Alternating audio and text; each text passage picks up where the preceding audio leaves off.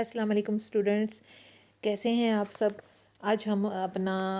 Lecture جو ہے وہ اس کی دہرائی کرنے جا رہے ہیں اور ہمارا لیسن ہے حج اور اس کی عالمگیریت۔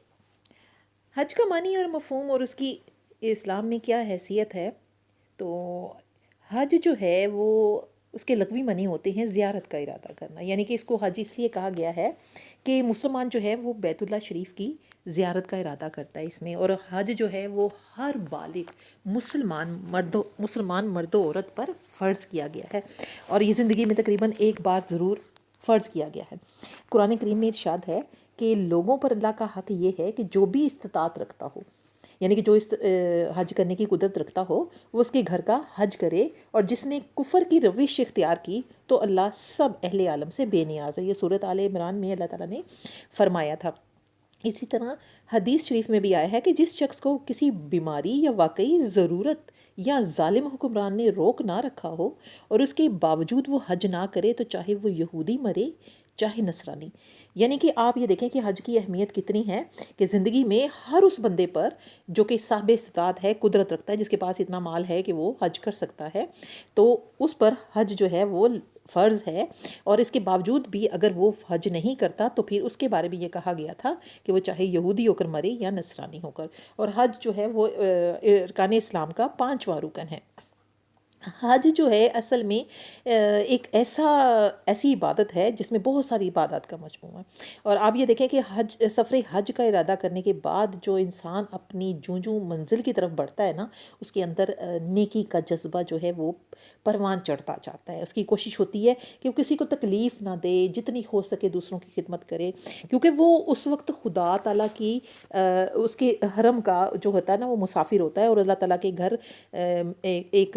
مہمان کی حیثیت سے جا رہا ہوتا ہے، اور وہ ہر برے کام سے جو ہے وہ اپنے آپ کو باز رکھتا ہے، ٹھیک ہے؟ کیونکہ یہ سفر جو ہے نا، جتنا بھی وہ سفر طے کرتا ہے نا اپنے حج کے دوران، وہ سارا سفر جو ہے وہ عبادت ہوتا ہے۔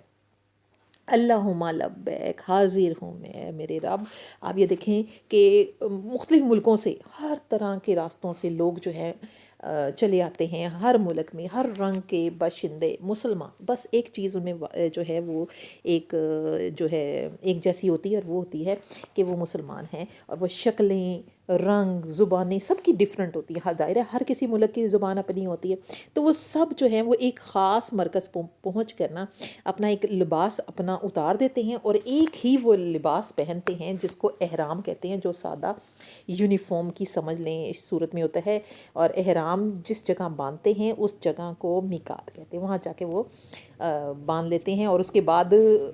وہ سارے ایک ہی نعرہ بلند کرتے ہیں کہ حاضر ہوں اے اللہ، میں حاضر ہوں، میں حاضر ہوں، تیرا کوئی شریک نہیں، میں حاضر ہوں۔ یقیناً تعریف سب تیرے لیے ہے، نعمت سب تیری ہے، ساری بادشاہی تیری ہے، تیرا کوئی شریک نہیں۔ یعنی کہ آپ یہ دیکھیں کہ وہ اس وقت اپنے آپ کو اللہ کے حضور میں پیش کر رہے ہوتے ہیں اور اپنی حاضری لگا رہے ہوتے ہیں۔ ملی ملی وحدت۔ اب ملی وحدت کیا ہے کہ آپ یہ دیکھیں کہ اگرچہ سب کی بولیاں مختلف ہیں، لیکن چونکہ وہ سب نعرہ سب کا ایک ہی لگ رہا ہے۔ آپ یہ دیکھیں کہ نعرہ سب کا ایک ہے، اور وہ مختلف ملکوں سے قافلوں کی صورت میں آ رہے ہیں، لیکن نماز،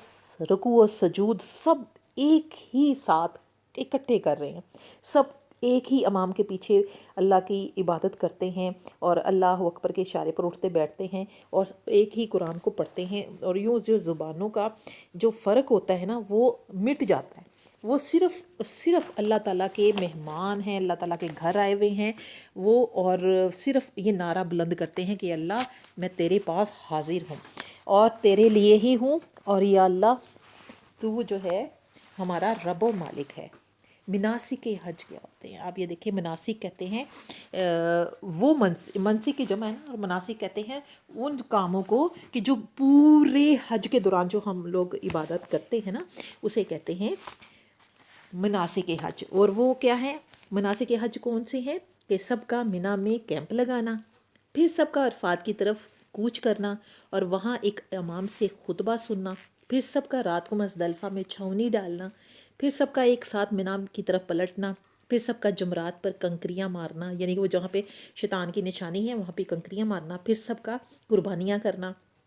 سب کا ایک ساتھ کعبے کی طرف پلٹ کر طواف زیارت کرنا، اور یہ سب جو ہے یہ ایسی کیفیت پیدا کرتے ہیں، یعنی کہ آپ یہ دیکھیں یہ تمام حج کے جو مناسک ہیں یہ پوری دنیا میں آپ کو کہیں نظر میں کسی اور مذہب میں دیکھنے کو نہیں ملیں گے۔ یہ مثال پوری دنیا میں آپ کو صرف مسلمانوں کی مذہب میں ہی ملے گی۔ اب ہے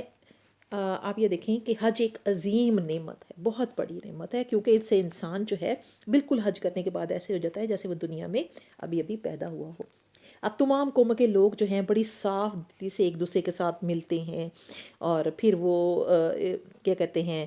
ہر سال ایک مرکز پر اسی طرح اکٹھے ہوتے رہتے ہیں۔ یہ وہ نعمت ہے جو اسلام کے سوا کسی اور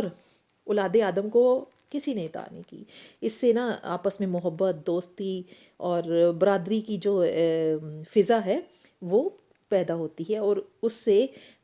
انسان جو ہے وہ ایک دوسرے کے ساتھ پیار و محبت اور اخوت کا جو ہے نمونہ دنیا کو دکھاتا ہے۔ نبی کریم صلی اللہ علیہ وآلہ وسلم نے ارشاد فرمایا تھا کہ بے شک حج گناہوں کو اس طرح دھو ڈالتا ہے